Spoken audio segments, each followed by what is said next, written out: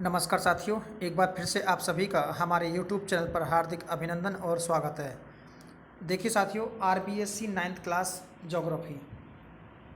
देखिए हमने 6 क्लास से लेकर के और 9th क्लास तक ज्योग्राफी दी आपको, हिस्ट्री और पॉलिटिकल के भी आपको पेश करेंगे। तो ये आरबीएससी 9th क्लास जो ज्योग्राफी है, ये इसका चैप्टर वाइज हम इसका कैलकुलेशन दे रहे हैं आपके सामने, और ये वीडियो आपके लिए आने वाली परीक्षा में कारगर साबित होंगी। और मैक्सिमम जो राजस्थान के संबंध में परीक्षा हो रही हैं वो आरबीएससी से ही प्रश्न उठाए जा रहे हैं। तो वीडियो को पूरा देखें और चैनल को सब्सक्राइब कर दें अगर आपको वीडियो पसंद आता है तो। देखिए पहला ही पार्ट है इसमें, भारत का भौतिक स्वरूप। देखिए भारत के भौतिक स्वरूप अपना रीड में भी है, सेकंड ग्रेड में भी है, तो फर्स्ट ग्रेड में भी है। ये चैप्टर नंबर फर्स्ट है और इसमें पहला प्रश्न है। आप देखिए, लगातार प्रश्नों को देखते रहना और मैं कम समय में ये वीडियो पूरा करने की कोशिश करूँगा। देखिए नाथुला दर्रा है वो सिक्किम में है। जो नाथुला दर्रा है वो कहाँ है? सिक्किम में है।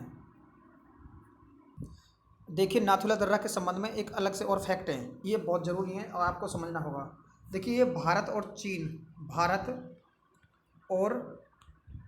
चीन के मध्य का व्यापारिक मार्ग है।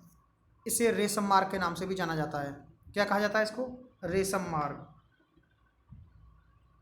देखिए मैं लिख देता हूँ दोबारा से, इसे रेशम मार्ग भी कहा जाता है। इस दर्रे से होकर ही तीस्ता नदी निकलती है। तीस्ता से सिक्किम की जीवन रेखा कहा जाता है। और ऐसा बताया जाता है कि 1962 में इसे एक बार बंद कर दिया गया था और फिर 2006 में इसे पुनः खोल दिया गया था। कब? 2006 में इसे फिर से खोल दिया गया था। तो ये इसके संबंध में एक अलग से फैक्ट थे जो आपको और कहीं देखने को नहीं मिलेंगे। आप वीडियो को अंत तक जरूर देखें। अगला क्वेश्चन, भारत का उत्तरी पर्वतीय प्रदेश किसका भाग है? भारत का जो उत्तरी पर्वतीय प्रदेश है वो किसका भाग है? वो है पामीर की गांठ का। देखिए आर्मीनियम की गांठ और पामीर का गांठ, इनसे पर्वतों का निर्माण हुआ है। और जो पामीर का गांठ है उससे उत्तरी जो पर्वतीय प्रदेश इसका निर्माण हुआ है। और देखिए भारत का सबसे घना बसा भौतिक भाग है वो है मध्यवर्ती विशाल मैदान। अगला क्वेश्चन, देखिए भारत का दक्षिणतम बिंदु इंदिरा पॉइंट है जो निकोबार द्वीप समूह में स्थित है। कहाँ पर है? निकोबार में। देखिए आप एक बात थोड़ा फिर समझ लेना, जो दक्षिणतम बिंदु है इंदिरा पॉइंट, यहाँ पे 2004 में क्या हुआ था? 2004 में सुनामी आई थी। क्या आई थी? सुनामी। जो सुनामी आई थी तो इसमें ये पॉइंट जो है ये दक्षिणतम बिंदु प्लावित हो गया था। ये पहले 6 डिग्री और 45 मिनट 6 डिग्री और 45 मिनट पर स्थित था। अब यहाँ से हमारा स्थल भूभाग हटा करके 8 डिग्री और 4 मिनट पर रख दिया गया है। तो आप लोगों को पता होगा 6 डिग्री 45 मिनट और 8 डिग्री और 4 मिनट, आपने देखा होगा कि जो भारत का दक्षिणतम जो स्तर है 8 डिग्री 4 मिनट से स्टार्ट होता है। अगला क्वेश्चन, नीलगिरी व हिमालय के मध्य सर्वोच्च चोटी। देखिए नीलगिरी जो पर्वतमाला है वो दक्षिण में आती है, दक्षिणतम है, और जो हिमालय पर्वतमाला है ये उत्तर में आता है। तो इसके मध्य जो सबसे ऊंची चोटी है उसका नाम है गुरु शिखर। कई बार ये प्रश्न पूछ लिया गया, ध्यान रखें इस बात को। राजस्थान की अक्षांश स्थिति, जो राजस्थान की अक्षांश स्थिति है वो है 23 डिग्री 30 मिनट से 23 डिग्री 30 मिनट उत्तर से और 30 डिग्री 12 मिनट उत्तरी अक्षांश। भली भांति ध्यान रख लेना, थोड़े हार्ड पेपर आने की संभावना रीट में आपके भी। देखिए राजस्थान की देशांतरीय स्थिति, जो राजस्थान की देशांतरीय स्थिति है और वो है 69 डिग्री 30 मिनट पूरब से 78 डिग्री 17 मिनट। देखिए इधर मैं लिख देता हूँ 69 डिग्री, ये डिग्री का चिन्ह है, और 30 मिनट ये मिनट का चिन्ह है। 78 डिग्री और 17 मिनट, ठीक है, इस पर स्थित है। ये देशांतरीय विस्तार है राजस्थान का। आगे देखिए, सही सम्मिलित है। देखिए पर्वतीय भाग, भारत की बात कर रहे हैं, पर्वतीय भाग 10.5% पर है, बिल्कुल ठीक है। और पहाड़ियाँ 18.6, पठारी भाग 27.7 और मैदानी प्रदेश 43% भाग पर हैं। तो ये सभी फैक्ट सही हैं, इन फैक्टों को आप भली भांति ध्यान रखें। और मैं एक फैक्ट आपको समझा देता हूँ, देखिए, अगर भारत के भौतिक विभागों को 4 भागों में बाँटें, कितने भागों में बाँटें? 4 में बाँटें, तो आप देखना फर्स्ट ऑफ पर्वतीय प्रदेश जो पर्वत हैं ये केवल 10.5% पर हैं। इसके बाद में अगर हम बात कर रहे हैं कि जो प्रायद्वीपीय पठारी भाग, प्रायद्वीपीय जो पठारी भाग है, जो पठारी भाग है वो 46% भाग पर आता है। कितने पर आता है? 46% भाग पर, क्योंकि पहाड़ी और पठारी भाग हैं वो प्रायद्वीपीय पठार भाग के ही हिस्से हैं, ध्यान रखें इस बात को।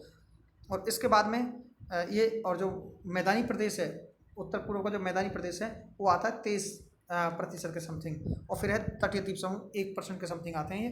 तो इनको जोड़ा जाए तो ये 100% हो जाते हैं। अगर इनको अलग अलग करके पूछ रहा है तो इसमें मैदानी जो भाग है वो 43%, सॉरी 43% है, 23% राजस्थान का है, तो ये सबसे ज़्यादा हो जाएगा। आगे देखिए क्वेश्चन, निम्न में से कौन सी वृत्त हिमालय की चोटी नहीं है?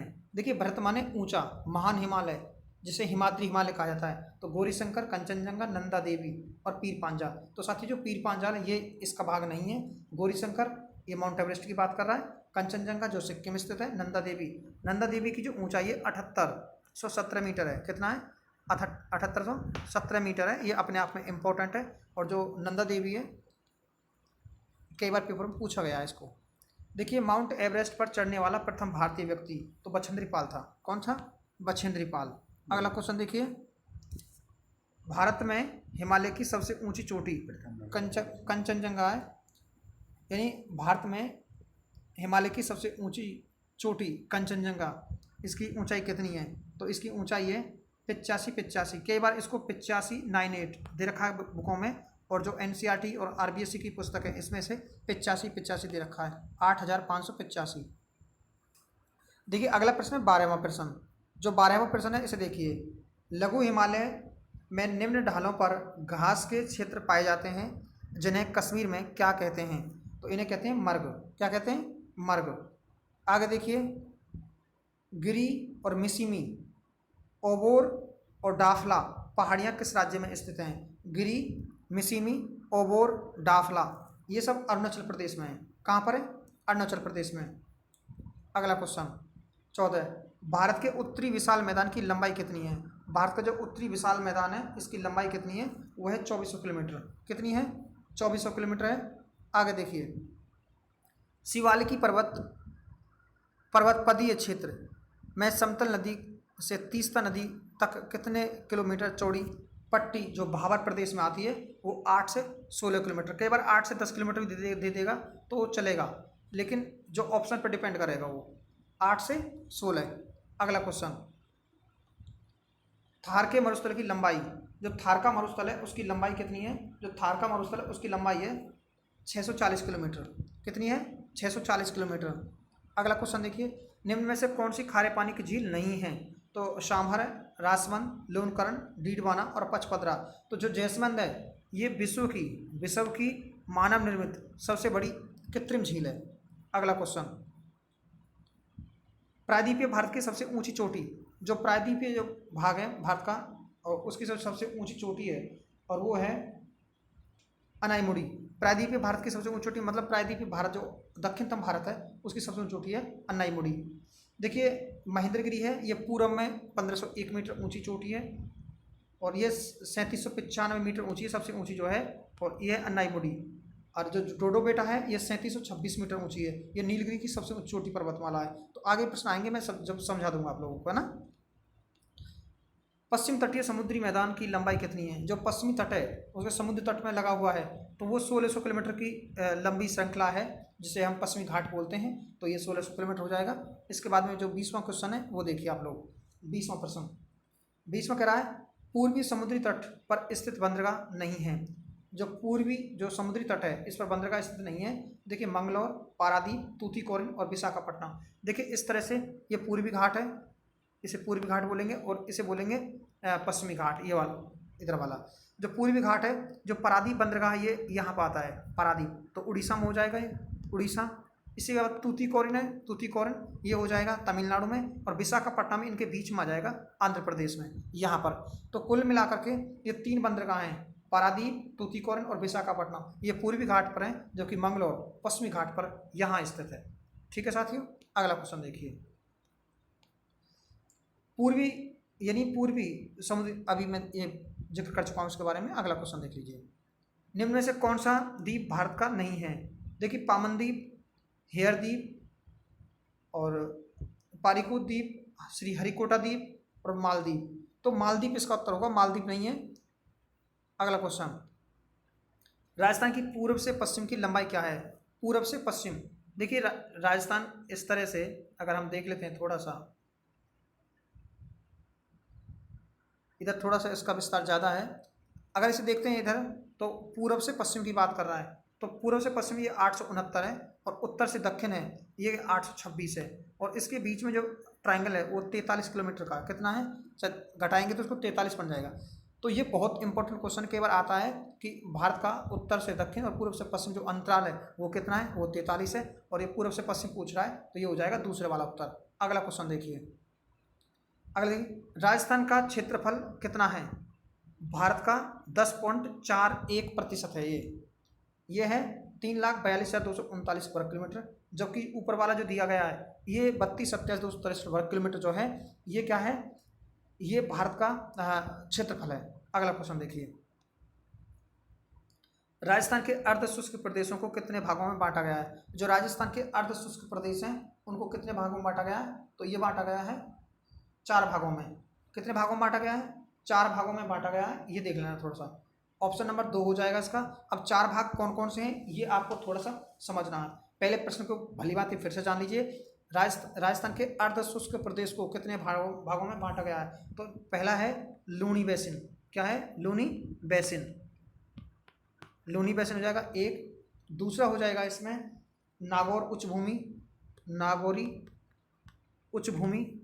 और तीसरा हो जाएगा इसमें घग्गर का मैदान। क्या हो जाएगा? घग्गर का मैदान। और चौथा हो जाएगा शेखावाटी। क्या हो जाएगा? शेखावाटी। चौथा क्या हो जाएगा? शेखावाटी। तो इन चीज़ों को ध्यान रखना आपको। ये पूछ रहा है आपसे कि राजस्थान के अर्ध शुष्क प्रदेशों को कितने भागों में बांटा गया है? तो 4 भागों में बांटा गया है। कितने भागों में? 4 भागों में। अब देखिए अगला क्वेश्चन है, और यह है आड़ावाला किसे कहा जाता है? आड़ावाला है हिमालय पर्वत, अरावली पर्वत, नीलगिरी पर्वतमाला और अन्नामलाई। तो इसमें जो अरावली पर्वतमाला है उसका स्थानीय नाम है आड़ावाला। और देखिए अगला प्रश्न,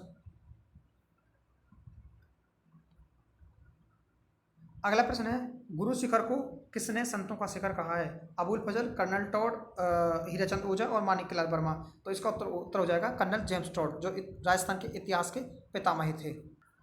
देखिए अगला प्रश्न 27वां, ये करा कि बनास नदी बेसिन कितने भागों में बटा हुआ है? जो बनास नदी का जो बेसिन है वो कुल कितने भागों में बटा हुआ है? वो 2 भागों में बटा हुआ है बनास नदी का बेसिन। और 2 भाग कौन कौन से हैं ये भी हमें जानना बहुत ज़रूरी है। तो एक है मालपुरा और करौली। मालपुरा, करौली एक क्षेत्र हो गया। दूसरा क्षेत्र है मेवाड़ मैदान। मेवाड़ मैदान, ध्यान रखें इन चीज़ों को, बहुत अच्छे प्रश्न हैं। बनास नदी बेसिन कितने भागों में बटा हुआ है? जो बनास नदी बेसिन है वो 2 भागों में, मालपुरा टोंक में आता है और करौली और मेवाड़ का मैदानी प्रदेश।